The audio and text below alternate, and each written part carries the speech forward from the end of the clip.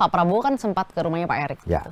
Dan Pak Erik juga menyatakan secara clear Pak Erik support Pak Prabowo dan Mas Gibran. Jadi nggak ada kekecewaan, yang ada kehilas. Menurut aku sih yang paling penting ya Mas ya, yang aku berharap ini akan ada di dalam pemilu ini adalah kemampuan para kandidat untuk memastikan bahwa isu-isu anak muda itu terakomodir dengan baik. Itu yang paling penting gitu. Satu kata untuk Pak Anies dari Samara. Akademisi. Akademisi. 2, Mas Ganjar. Merakyat. 3, Pak Prabowo. Patriotik. 1 di antara tokoh muda yang dulu pernah berkhidmat di partai politik adalah seorang perempuan muda yang namanya menurut saya tidak bakal dilupakan orang. Beliau adalah Mbak Samara Amani. Dan telah bersama dengan saya, Samara Amani. Assalamualaikum, Mbak. Waalaikumsalam Mas, makasih udah diundang. Ini selalu spesial kita kalau datang ke Tribun. Kita mau tahu. Siap. Sekarang lagi berkhidmat jadi apa? Aduh, sekarang aku lagi fokus ke isu-isu perempuan. Ya. Jadi sekarang punya komunitas namanya Teman Sandar. Jadi komunitas ini tuh fokus ke membantu korban-korban kekerasan seksual mendapatkan layanan psikologis. Gitu Jadi ya. kita jadi konektor Mas. Jadi mereka melakukan aduan kepada kita bantu pembiayaannya ke psikolog-psikolog terkait gitu. Karena masalah kekerasan seksual ini sangat berkaitan dengan pemulihan trauma, pemulihan kesehatan mentalnya dan lain-lain. Jadi itu sih sekarang yang jadi concern terbesar aku dan jadi fokus utama aku ke depan. Dan ini juga menyangkut di seluruh wilayah kita di Indonesia. Jadi Rata-rata orang-orang yang dapat bantuan atau pelayanan itu di seluruh wilayah ini atau? Nah saat ini kita masih fokus di kota-kota besar aja. Sebenarnya berbasis sama aduannya dari mana sih gitu. Ya bisa dari mana aja. Tapi kan kadang-kadang kualitas psikolognya, terus kemudian gampangnya transportasi dan mobilisasi memang masih terpusat di kota-kota besar nih. Jadi saat ini kita masih menangani di Surabaya dan di Jakarta gitu. Oke. Selain di bidang itu, Mbak Samara, apakah juga masih berkhidmat di dunia lain? Masih mesti dunia politik.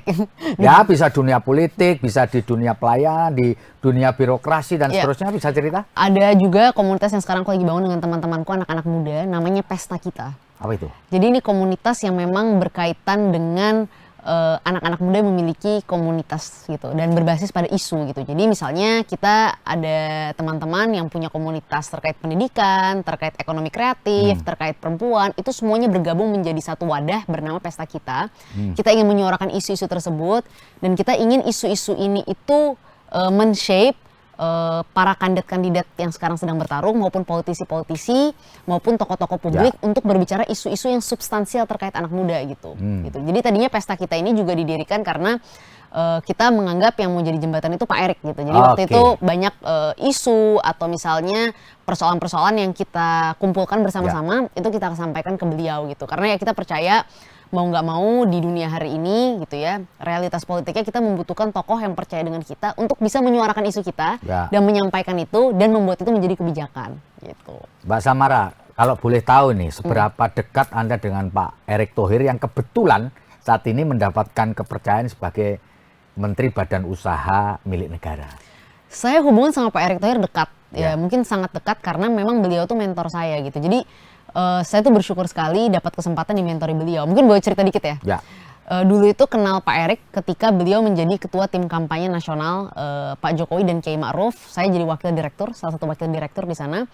Pak Erick banyak sekali memberikan kesempatan kepada kami anak-anak muda termasuk kepada saya. Saya banyak dikirim jadi juru bicara, banyak dikirim mengurusi isu anak-anak muda gitu. Bahkan kadang-kadang mendampingi Pak Jokowi dalam isu-isu anak muda. Nah karena beliau percaya pada saya juga merasa oh orang ini hebat ya gitu, orang baru di politik tapi percaya sama kita anak muda yang juga baru di politik gitu, memberikan kesempatan pada kita. Nah semenjak saat itu saya merasa dekat dengan Pak Erick, saya merasa percaya dengan beliau dan beliau sering sekali melakukan mentoring. Saya ini kan anak muda masuk ke politik langsung dan ketika itu saya juga lagi memulai beberapa usaha konten, usaha kecil-kecilan gitu. Nah selama saya di New York saya sering sekali meminta pendapat Pak Erick ya kan, beliau jagoan lah sebagai pengusaha, nggak usah dipungkiri itu kan, dan bisnisnya juga media gitu kan. Jadi saya suka minta saran Pak Erick, suka didapatkan wejangan dari beliau tentang profesionalisme, tentang integritas, tentang cara membangun usaha, ya sedikit-sedikit tentang politik juga lah gitu kan. Nah kedekatan itu karena beliau semenjak di TKN, semenjak saya di Amerika juga sering dapat mentoring dari beliau, dan ketika kembali pun saya membantu beliau gitu ya, dalam kapasitas yang menurut saya menarik ya, beliau banyak mentoring, banyak ngajarin saya juga soal pemerintahan. juga misalnya terkait ya lagi-lagi misalnya masalah gimana caranya membangun media yang bagus, yang objektif dan lain sebagainya. Jadi dekat gitu. Ya. Jadi saling diskusi, saling bicara. Jadi kedekatan itu juga ada kedekatan personalnya karena ya sejarah yang kita miliki dari bagaimana beliau mempercayai kita anak-anak muda. Ya, kalau boleh saya tahu kan Pak Erik namanya sempat masuk di dalam berbagai survei sebagai orang yang punya peluang besar untuk menjadi kandidat wakil presiden gitu. Bisa cerita sedikit Samara dengan kedekatan Pak Erik terkait dengan posisi beliau lah. Kan popularitasnya oke, elektabilitasnya juga nggak diragukan gitu. Bisa cerita?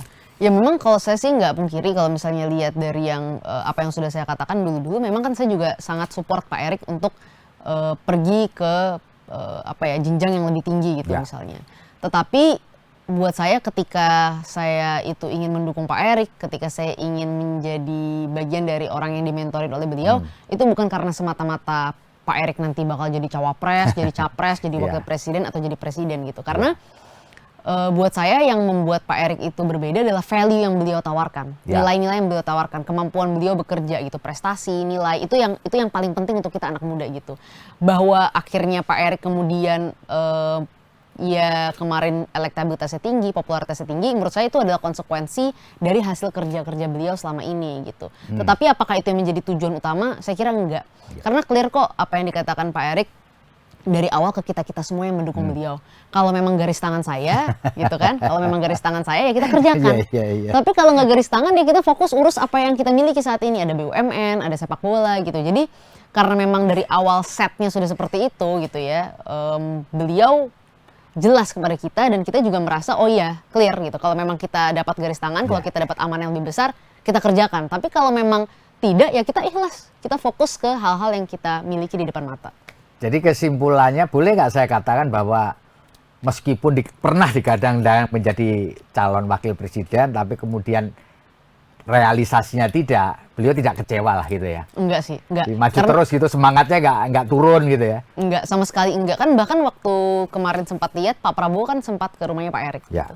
Dan Pak Erik juga menyatakan secara clear Pak Erik support Pak Prabowo dan Mas Gibran. Jadi nggak ada kekecewaan, yang ada keikhlasan dan menurut saya yang paling penting buat Pak Erik itu adalah gimana caranya beliau fokus menjaga pemerintahan yang ada ini agar tetap perform karena itu tugas yang diberikan oleh Pak Jokowi. Gitu ya.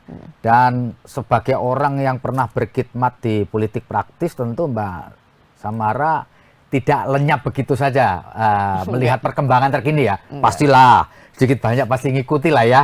Ya kan? Sebagai orang yang pernah terjun di dunia politik praktis. Boleh nggak saya tahu apa yang dilihat oleh Mbak Samara dari perkembangan politik terkini ini, terutama dengan tampilnya anak muda sebagai calon wakil presiden meskipun menimbulkan kontroversi itu biasa lah di dalam politik. Silakan Mbak.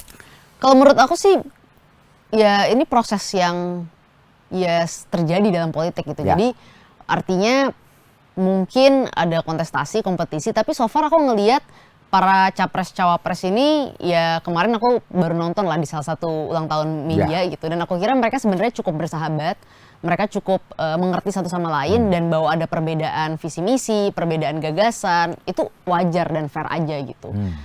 Menurut aku sih yang paling penting ya Mas ya, yang aku berharap ini akan ada di dalam pemilu ini adalah kemampuan para kandidat untuk memastikan bahwa isu-isu anak muda itu terakomodir dengan baik. Itu yang paling penting gitu. Kenapa? Karena kita tahu bahwa kita mengalami bonus demografi. Saat ini mayoritas penduduk kita adalah anak-anak muda, tapi kita seringkali menganggap anak muda ini senangnya nonton TikTok, konser dan lain sebagainya. Itu benar. Tetapi ada lagi yang lebih substansial dan yang lebih penting. Anak muda itu ada 4 isu yang menjadi sekarang concern mereka juga. Yang pertama, masalah ekonomi hijau. Transisi energi, polusi udara, ini kan tentang bumi kita. Masa depan bumi kita ini berkaitan dengan masa depan kita sebagai anak muda. Karena kita yang akan tinggal di bumi ini gitu, kalau Allah beri kita umur panjang gitu. Yang kedua misalnya masalah perumahan. 81 juta anak muda itu tidak bisa mendapatkan rumah gitu. Milenial tidak bisa mendapatkan rumah. Nah, akses terhadap perumahan itu harus menjadi salah satu isu yang banyak dibahas oleh para kandidat. Isu perempuan, isu yang sering kali dilupakan oleh kandidat-kandidat yang selalu berkontestasi pada pilpres. Padahal isu perempuan isu yang sangat penting. Misalnya apa? terkait dengan kekerasan seksual, KDRT, pelibatan perempuan, keterwakilan perempuan, peningkatan kemampuan finansial perempuan. Ini isu-isu yang juga seringkali dibahasnya setengah-setengah, nggak serius gitu. Dan yang nggak kalah penting, yang paling penting adalah masalah stabilitas pekerjaan, lapangan pekerjaan. Karena mau tidak mau harus diakui dengan dunia digital yang makin berkembang, akan banyak lapangan pekerjaan yang hilang. Ya. Jadi perlu ada anak-anak muda kita yang meningkatkan skill setnya, perlu ada pemikiran-pemikiran gimana supaya orang-orang terdidik, anak-anak muda terdidik yang lulus dari kuliah itu nggak nganggur. Ini persoalan-persoalan yang kompleks, persoalan-persoalan yang harus dijadikan fokus oleh para kandidat kita. Jangan sampai kita melupakan hal-hal yang sifatnya substansial, kita lebih asik fokus terhadap misalnya apa sih yang dibicarakan oleh para elit politik gitu. Karena aku punya kekhawatiran kita ini seperti jauh dengan anak muda yang selalu kita bicarakan. Kita bicara terus tentang apa yang ada di kalangan elit, apa yang disibukkan elit, apa yang dibicarakan elit, itu terus pembahasannya. Padahal harusnya pembahasan yang sesungguhnya adalah pembahasan isu-isu yang berkaitan dengan pemilih terbesar kita hari ini, yaitu anak muda. Dan jangan lupa, anak muda itu sama seperti kita semua gitu loh. Mereka juga punya masalah-masalah kehidupan, dan yang paling penting mereka membutuhkan stabilitas gitu, stabilitas keuangan, stabilitas keluarga. Makanya isu-isu kebijakannya mesti clear. Ya, Mbak Samara, kalau boleh saya tahu, di pemilu kali ini itu mendadak sontak muncul anak-anak muda di panggung politik yang bukan kaleng-kaleng nasional. Ada Mas Gibran Rakabuming, ada Mas Kaisang tiba-tiba di ketua umum. Buat Anda surprise, terkejut atau biasa aja? Menurut saya oke. Menurut saya, pertanyaan saya, Anda surprise nggak? Kok ada seorang anak kurang dari 40 tahun, orang ya, 36 tahun, tiba-tiba jadi wakil presiden. Ada anak muda yang tiba-tiba jadi wakil ketua umum itu surprise atau biasa aja? Menurut aku nggak surprise, karena menurut aku mereka dua orang yang sudah cukup terlihat di dalam panggung publik gitu. Jadi kan misalnya seperti Mas Gibran sudah jadi wali kota. Kita tahu kiprah Mas Gibran di Solo, Mas Kaisang juga sering muncul gitu sebagai konten kreator, usaha dan lain sebagainya. Karena mereka sering muncul di panggung publik, aku nggak surprise. Dan aku sebenarnya senang dengan banyaknya anak-anak muda. Dan sebenarnya kan bukan hanya Mas Gibran, Mas Kaisang, ada Mas Emil Dardak sekarang makin muncul, ada Mas Dito Aryo Tejo gitu kan. Terus kemudian ada Mas Diko gitu, Bupati Kendal. Nah, orang-orang ini penting untuk terus terlihat. Kenapa? Karena kita menjadi menormalisasi anak-anak muda di panggung politik. Sama seperti dulu ketika aku pertama kali masuk ke politik, aku ngerasa bahwa politik kita itu nggak banyak didominasi anak-anak muda. Makanya PSI ketika itu menjadi pendobrak gitu, banyak anak-anak muda, dan orang selalu menganggap aneh anak muda di politik. Tapi alhamdulillah dalam pemilu selanjutnya, sekarang 2024, orang menormalisasi anak-anak muda yang masuk ke dalam politik gitu. Dan semakin banyak. Jadi menurut aku penempatan anak-anak muda dalam posisi strategis itu penting gitu. Jadi aku nggak bisa bilang 100% surprise, tapi aku merasa bahwa ya ini emang harus sebuah keharusan dan sebuah konsekuensi yang natural dari makin banyaknya anak muda yang akan terjun ke politik, kan bonus demografi dan pasti ada regenerasi, jadi akan makin banyak. Kalau menurut Anda mereka tuh hanya karena beruntung menjadi anak tokoh elit ya, yang Anda sebutkan tadi kan, bukan orang biasa maksud saya, bukan anak muda biasa. Iya. Itu juga normal-normal saja kah? Menurut saya gini Mas, pasti setiap anak muda yang masuk ke dalam politik itu punya privilege, punya keistimewaan. Saya punya keistimewaan gitu, kalau misalnya keluarga saya nggak mendidik saya dengan baik, ketika itu misalnya saya secara finansial keluarga nggak bisa membantu, mungkin saya nggak bisa masuk ke politik juga. Karena mayoritas anak muda Indonesia memang ketika lulus sekolah ya dia harus kerja dulu dan lain sebagainya, nggak semua bisa langsung masuk ke politik gitu. Pasti ada keistimewaan. Dan semua memiliki keistimewaan itu. Tapi yang paling penting adalah bukan menganggap rendah seseorang yang istimewa. Tetapi bagaimana orang-orang itu bisa menggunakan keistimewaan mereka, privilege gitu ya kalau bahasa anak muda zaman sekarang, keistimewaan mereka untuk membantu orang banyak.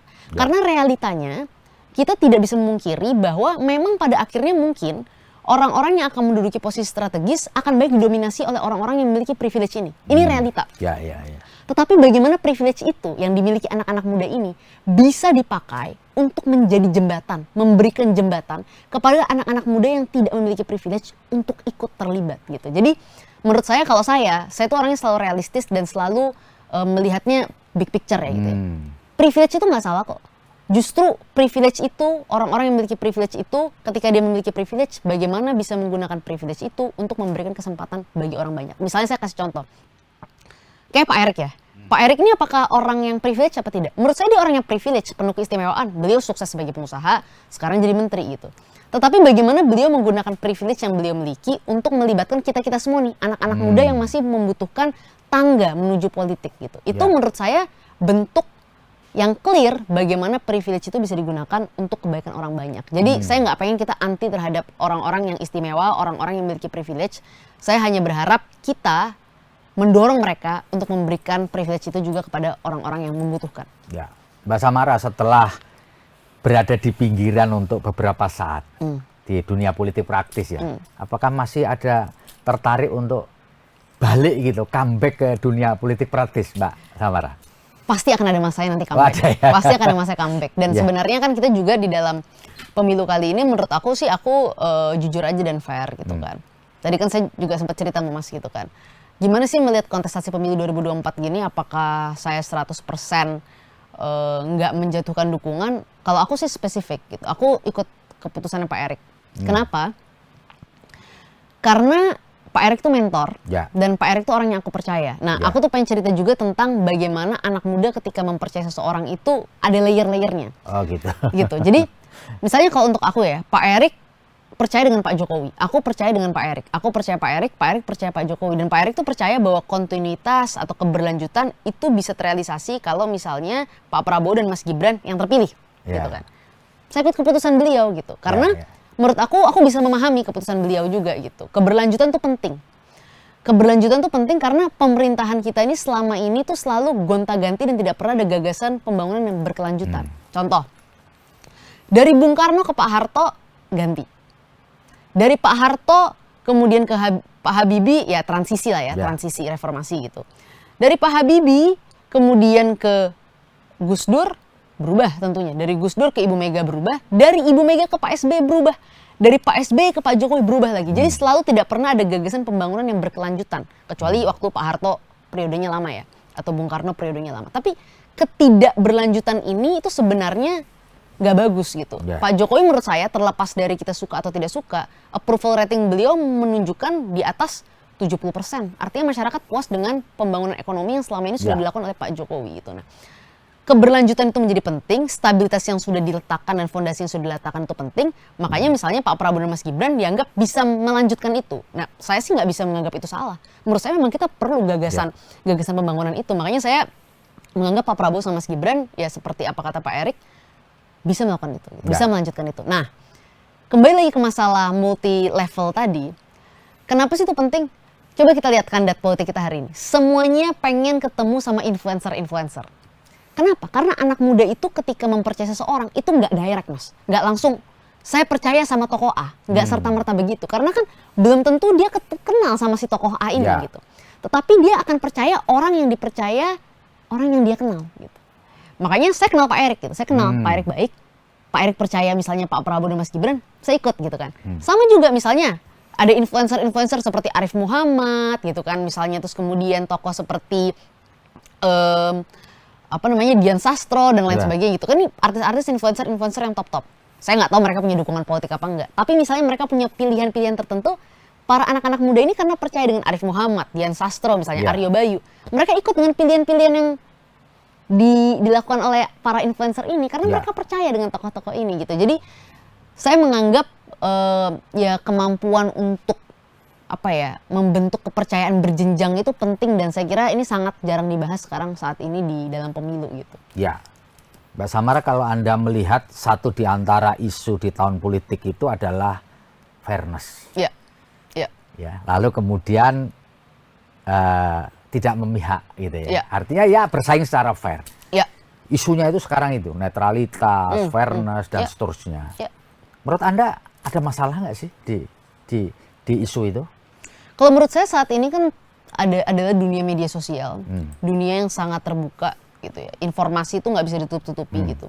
Jadi menurut saya setiap orang akan dituntut untuk fair dan setiap orang akan dituntut netral gitu kan, berkaitan dengan misalnya penyelenggara pemilu dan lain sebagainya ya gitu. Jadi saya tuh percaya bahwa pada akhirnya akan terjadi proses pemilu yang fair, karena memang tidak bisa ditutupi kalau ada kecurangan dan lain sebagainya kan pasti kelihatan gitu, pasti akan terlihat, pasti bisa dilaporkan, ada Bawaslu dan semua mata mengawasi gitu. Jadi saya percaya dengan proses yang ada saat ini ya kita aktif aja mengawasi. Dan saya gini loh, saya tuh percaya gini, apakah pemilu pasti akan ada intimidasi, pasti akan ada yang copot-copotin baliho, akan ada Mas.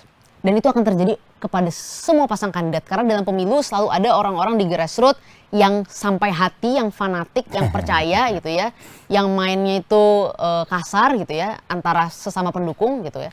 Karena kan tetap yang di atas tidak bisa mengontrol juga sampai yang paling bawah. Itu akan selalu terjadi insubordinasi, selalu. Itu pasti ada. Jangankan para kandidat pilpres, Mas, saya juga dulu nyalek.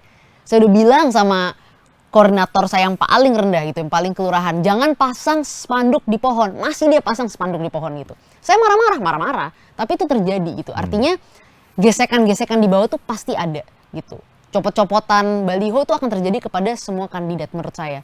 Dan juga model-model intimidasi di gesekan di bawah juga akan terjadi pada semua kandidat. Dan itu menurut saya bukan hanya di level pilpres, tapi di level pileg. Inilah realitanya. Makanya ya kita tinggal dorong para Panwas, Bawaslu untuk betul-betul ya menjaga agar pertandingan ini berjalan secara baik, secara fair. Orang bilang bahwa nggak mungkin lah akan fair kalau Pak Jokowi yang sekarang berkuasa, anaknya ikut dalam kontestasi, sama sekali tidak cawe-cawe. Anda percaya nggak bahwa Pak Jokowi itu orang yang mampu mengendalikan dirinya, menempatkan posisinya sesuai dengan proporsinya gitu? Saya cukup percaya dengan Pak Jokowi karena menurut saya beliau kan juga pernah maju sebagai calon presiden yang kedua kalinya dalam pemilu yang lalu ya, 2019, dan kita lihat kok beliau fair. Itu dirinya sendiri yang maju sebagai presiden, ingin mencalonkan lagi untuk yang kedua kalinya, dan beliau cukup fair dalam posisi itu. Saya kira beliau akan mengambil posisi yang lebih fair lagi saat ini karena kan sebenarnya beliau sendiri juga nggak nyalon gitu kan. Dan beliau punya banyak tugas besar menyelesaikan pemerintahan ini selama 1 tahun gitu kan. Nggak sampai 1 tahun bahkan gitu kan. Kurang dari 1 tahun per hari ini gitu. Jadi saya kira beliau akan fokus ke situ. Dan lagi-lagi tadi seperti saya bilang, kenapa beliau akan menahan diri? Karena selain ada tugas besar dan pekerjaan-pekerjaan besar seperti IKN gitu ya. Dan berbagai macam isu lainnya. Ya ini kan ruang yang sangat terbuka ya. Gitu ya. Saat ini dunia informasi itu sangat terbuka gitu. Semua mata juga mengawasi dan saya kira beliau tahu itu. Dan saya kira kalau saya di posisi beliau, mengetahui posisi Pak Jokowi yang selalu ambisius dengan kerja-kerja besar beliau akan fokus terhadap itu. Oke, kalau boleh saya tahu seberapa dekat dan kenal Anda dengan Presiden Joko Widodo? Dibilang deket-deket banget juga enggak. Mungkin kita jarang ketemu, tapi saya termasuk orang yang percaya sama Pak Jokowi karena saya lihat Pak Jokowi itu adalah orang yang bisa membangun tim yang kuat gitu. Saya lihat di dalam pemerintahan beliau ya ada sosok seperti Pak Erik gitu ya, yang menurut saya adalah bagian dari pembentukan tim yang kuat gitu. Jadi saya tahu Pak Jokowi itu adalah orang yang sangat fokus terhadap hasil implementasi eksekusi gitu ya. Dan itu biasanya selalu berkaitan dengan kinerja gitu. Makanya saya selalu bilang orang mau berbicara apapun tentang Pak Jokowi. Tapi realitanya pembangunan ekonomi, pembangunan infrastruktur di era Pak Jokowi itu luar biasa gitu. Kita bisa merasakan kok sekarang kalau pergi ya, misalnya di Jawa gitu ya. Di Jawa dulu mudik misalnya contohnya. Mudik itu dulu setiap tahun jadi persoalan. Pantura lah, inilah, itulah, itu setiap tahun persoalan. Sekarang coba kita lihat mudik di era Pak Jokowi. Itu sekarang jadi keseruan-keseruan aja, orang lepas mudik dan lain sebagainya. Prosesnya tuh sangat lancar, proses sangat baik. Itu kita anggap, kita bahasa Inggris itu take it for granted gitu. Kita anggap biasa aja. Padahal itu adalah salah satu prestasi terbesar beliau. Mampu memastikan bahwa mudik di Indonesia ini berjalan dengan lancar gitu. Jadi saya sih gini ya. Kesukaan saya sama Pak Jokowi itu mungkin orientasinya karena saya lihat hasil kerja beliau gitu. Jadi karena itulah saya merasa ya saya percaya dengan sosok ini gitu. Karena saya juga lihat beliau bisa membangun tim yang bagus, bisa meng-hire orang-orang yang bagus, dan output dan hasil kinerja jelas. Oke. Kalau boleh saya tahu terakhir berkomunikasi dengan Pak Jokowi kapan? Oh, waktu naik kereta cepat. Kayaknya bulan-bulan September. Iya. Aku naik kereta cepat bareng Pak Jokowi. Nah itu salah satu hal yang menarik lagi gitu. Itu juga menarik loh Mas. Naik ke kereta cepat yang baru diresmikan Jakarta-Bandung itu. Kereta cepatnya bagus sekali, bersih sekali, kualitasnya luar biasa. Dan ketika kita masuk ke sana, itu betul-betul smooth sekali. Jadi itu juga membuat saya merasa bahwa ini tuh benar, kita merasakan yang disebut Indonesia maju. Kita merasakan betul yang namanya pembangunan infrastruktur yang masif, yang clear, yang outputnya jelas, itu sangat-sangat terasa gitu. Dan itu saya juga apresiasi ya, selain Pak Jokowi yang memang luar biasa, punya visi luar biasa, Pak Luhut, Pak Erik di dalam proses pembangunan kereta cepat itu juga sangat luar biasa. Jadi saya merasa bahwa ya ketika masuk ke kereta cepat itu sempat ngobrol juga sama Pak Jokowi. Ya, Saya bilang ngobrol ya, Mbak? Sempat ngobrol, saya bilang Ngobrolin apa, Pak? Saya bilang, Pak, saya masuk ke kereta cepat ini, Pak. Ini bener rasanya masuk ke Indonesia maju gitu. Kayak bener-bener melaju Indonesia maju itu saya merasa betul gitu, Pak. Karena selama ini transportasi publik di Indonesia ini sangat tertinggal. Jangankan di Indonesia, Jakarta pun tertinggal. Ketika MRT itu ada, yang MRT juga ada inisiasinya Pak Jokowi gitu kan. Itu saya udah merasa Jakarta makin maju. Saya ingat banget 2019 waktu pertama kali nyobain MRT. Saya masuk ke kereta cepat, makin merasa Indonesia semakin maju gitu. Pak Jokowi ketawa-ketawa ketika itu. Dia sempat nanya-nanya, sekarang Mbak Samara masih mau berpartai politik apa enggak? Wah, nanti dulu Pak, saya bilang. Sempat tanya juga ya? Sempat tanya gitu, bercanda-bercanda. Nanti dulu Pak gitu. Saya sekarang fokus sama Pak Erik dulu boleh ya Pak ya? Terus Pak Jokowi bilang, bagus gitu. Jadi kita ketawa-ketawa, bercanda-bercanda. Saya lebih banyak memuji soal kereta cepatnya sih. Yeah. Tapi memang dari dulu saya tuh juga merasa Pak Jokowi sosok yang luar biasa. Ya kan terlepas ketika waktu di tim kampanye nasional gitu ya. Pak Erik memberikan banyak kesempatan pada saya gitu. Ya kan kesempatan yang diberikan Pak Erik itu juga tidak lepas dari approval Pak Jokowi. Jadi saya juga merasa ya saya di politik, saya belajar baik di politik juga karena Pak Jokowi pun memberikan kesempatan itu untuk saya sebagai anak muda gitu. Ada rasa itu kepada Pak Jokowi. Mbak Samara, yakinkah Anda bahwa Pak Jokowi ini akan mengakhiri tugasnya smooth gitu? Saya kira kalau fokus di dalam pemerintahan dan saya lihat beliau ya, kan sebenarnya Pak Jokowi sekarang akan membangun pemerintahan, bagaimana pemerintahan ini selesai dengan mendeliver semua program-program besar gitu. Saya lihat akan smooth karena beliau memiliki tim yang bagus. Ini maksudnya gini, menurut saya orang seringkali ketika memilih kandidat atau melihat sosok, orang fokus pada sosoknya. Dan menurut saya sosoknya Pak Jokowi memang luar biasa, gagasan beliau luar biasa, kemampuan beliau mengeksekusi luar biasa, tapi juga tidak kalah penting, strong leader itu, pemimpin yang kuat itu butuh tim yang kuat. Gitu. Makanya Pak Jokowi punya Pak Luhut, Pak Jokowi punya Pak Erik, dan menurut saya itu yang akan dilakukan beliau gitu. Misalnya terkait pembangunan IKN, saya lihat beliau sangat fokus. Mau sekarang ada isu pemilu, isu apapun, beliau pergi ke IKN, beliau lihat lagi, dan sepertinya akan ada kejutan-kejutan menarik di IKN gitu kan.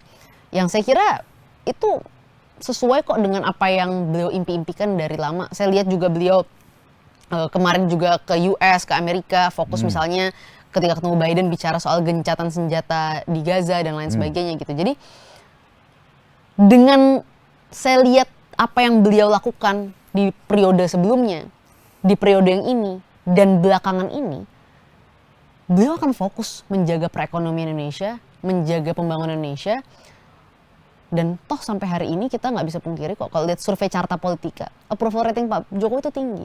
Artinya masyarakat merasa puas dengan ekonomi yang ada, merasa puas dengan pembangunan yang ada, merasa puas dengan pemerintahan yang ada. Saya nggak melihat akan ada potensi orang tiba-tiba tidak puas kecuali Pak Jokowi misalnya tidak bekerja. Kan kenyataannya Pak Jokowi sekarang bekerja total dan timnya bekerja total juga. Kalau melihat ini kan seolah-olah kan Presiden Jokowi gitu kan nggak ada kesalahan sama sekali. Ya. Apa sih kalau menurut Anda kekurangannya? Tadi kan semuanya kan kelebihannya. Kalau menurut Anda melihat ada nggak kekurangan dari seorang Jokowi sebagai manusia ya? Saya pikir pasti ada kekurangan lah. Pemerintahan, yang kira-kira pemerintahan pasti menurut ada kekurangan. Anda yang menjadi sebuah note catatan buat beliau sendiri ke depan atau buat orang yang akan meneruskan beliau apa sih catatannya? Atau nggak punya sama sekali? Nggak, pasti ada catatan-catatan. Cuma saya tuh ngerasa gini, pengkritik, udah banyak pengkritik. Dan gini, menurut saya akan nggak fair kalau kritik itu lahir dari saya. Alasannya gini, saya tuh pendukung pemerintah dan saya nggak pernah pungkiri itu Mas. Dan saya pendukung Pak Jokowi. Gitu. Menurut saya kritik yang lahir dari saya itu tidak akan tajam, tidak akan bagus seperti orang yang lahir dari kritik-kritik oposisi. Dan menurut saya kritik-kritik oposisi itu adalah kritik-kritik yang harus terus diberi ruang. Oke. Karena mereka lah pengkritik terbaik, orang yang mampu mengawasi kebijakan-kebijakan Pak Jokowi yang baik, yang kurang baik gitu ya. Dan saya kira bisa diakomodasi dengan baik. Kalau orang seperti saya yang sudah sering terlibat, ingin membantu, ingin berkontribusi, pasti kemampuan kita untuk melihat lobang-lobang itu akan lebih sedikit dibanding orang-orang yang di luar, yang punya kemampuan pisau analisis kritik yang lebih tajam. Karena kalau orang seperti saya, pasti kalaupun punya pisau analisis kritik, pengennya mengerjakan, bukan mengkritik. Karena kita bagian dari komunitas itu. Jadi untuk fairnya sih saya selalu merasa bahwa pemerintahan Pak Jokowi ada kekurangan nggak? Pastilah, pasti ada beberapa program yang belum di-deliver. Pasti ada beberapa program yang belum bisa terrealisasi. Itu pasti gitu. Tapi kalau saya melihat bahwa memang nggak akan semua program atau misalnya janji bisa terdeliver dalam 10 tahun ini. Ya memang kadang perlu ada waktunya pergantian pemerintahan gitu ya. Ya nanti pemerintahan selanjutnya yang melanjutkan atau memperbaiki apa yang belum terjadi. Oke. Bagaimanapun Anda adalah orang yang pernah berkhidmat di politik praktis. Bisa nggak membuat satu perakiraan gitu? Ini kan menjelang coblosan ini kan seolah-olah ini persaingan begitu ketat. Iya. Ya kan? Dikesankan antara PDI sama pengikutnya Pak Jokowi seolah-olah sudah berhadapan dan mau perang gitu ya. Ujungnya gimana sih menurut Anda? Apakah ujungnya seperti ketika Prabowo Jokowi di tahun 2019 kenceng ujungnya rekonsiliasi? Apa Anda yakin di ujungnya nanti seperti di tahun 2019? Aku nggak tahu ya, karena itu kan tergantung masing-masing ya perasaannya atau misalnya pemikiran atau hitung-hitungannya para politisi ini atau para kandidat yang bertarung. Karena kalau di tahun 2019 memang Pak Jokowi dan Pak Prabowo menjadi simbol rekonsiliasi gitu. Dan menurut aku itu bagus. Kenapa? Bayangkan kalau misalnya ketika itu Pak Jokowi dan Pak Prabowo terus berkontestasi gitu ya, berbenturan. Setahun setelah, bahkan tidak sampai setahun, beberapa bulan setelah pelantikan presiden di periode kedua itu kan kena COVID. Kita COVID datang dan situasi ekonomi buruk, situasi kesehatan, fasilitas kesehatan dan semuanya juga nggak siap, dunia tidak siap menghadapi itu. Bayangkan kalau masih ada benturan-benturan seperti itu, bagaimana kita sebagai bangsa jika kita terpolarisasi, terpecah belah, menghadapi ombak atau badai COVID yang begitu besar ketika itu. Nah, karena kita bersama, kita rekonsiliasi, kita mampu menghadapi itu bersama-sama karena kita bersatu gitu. Nah, saya berharap sih ke depan ya tentu akan ada rekonsiliasi. Kenapa? Karena nggak sehat untuk bangsa ini kalau misalnya kita tuh modelnya terus-menerus berbenturan.